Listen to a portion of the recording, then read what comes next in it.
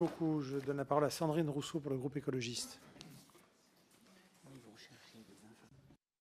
Merci, Monsieur le Président. Merci, Monsieur Lejeune, pour votre présentation. Alors, vous l'avez dit, la crise que rencontrent les urgences nécessite une forme de refondation et sous l'impact de plusieurs facteurs que vous avez vous-même mentionnés, la désertification médicale et la démographie des médecins de ville qui est inquiétante à bien des égards, d'autant que ce que vous n'avez pas dit, c'est que les médecins qui arrivent pour renouveler ceux qui partent à la retraite prennent des files actives plus faibles et donc diminuent encore l'offre.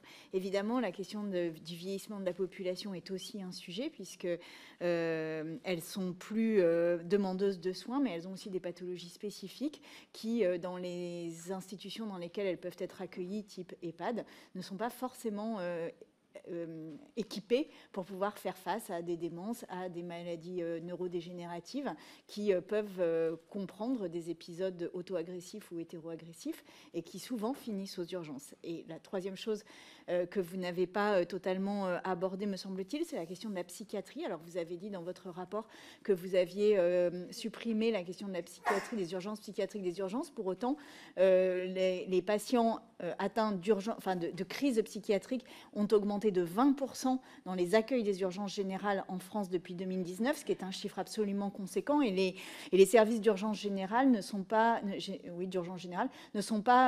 adaptés du tout, y compris physiquement dans l'organisation des lieux, à l'accueil de ces patients qui parfois peuvent être bruyants, agités et qui donc perturbent les services, mais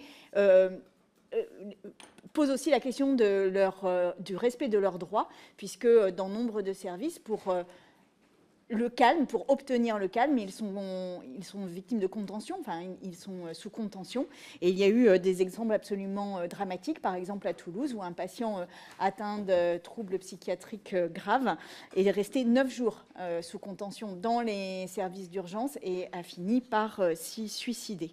Alors, je voudrais vous poser 3 questions qui me semblent avoir été faiblement abordées dans votre rapport. La première, c'est la question de l'attractivité des urgences, c'est-à-dire qu'est-ce que vous pourriez proposer pour améliorer l'attractivité des conditions de travail des urgences. Deuxième chose, la permanence des soins, que vous n'avez pas non plus abordée et qui est essentielle avec le libéral. Et enfin, la question du budget. Je m'en arrête là. Merci.